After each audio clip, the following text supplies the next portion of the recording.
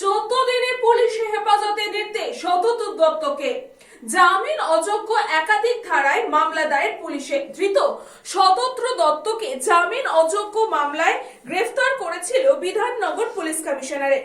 আজ আদালতে পেশ করা হলে বিচারক তাকে 14 দিনের পুলিশি হেফাজতে নির্দেশ দেয়।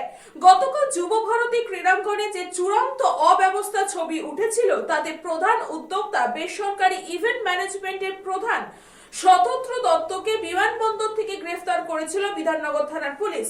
এরপরই তাকে শতপ্রণোদিত মামলাও বিধাননগর থানার পুলিশের পক্ষ থেকে নেওয়া হয়।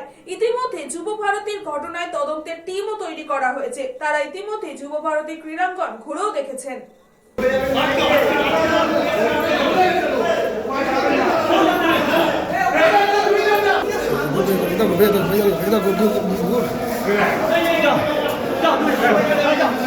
তিনি রয়েছেন এবং দোষ ডিপার্টমেন্টের যিনি প্রধান সচিব তিনি রয়েছেন এবং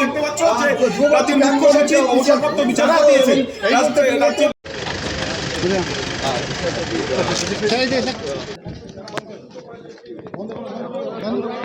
এবং অন্যদিকে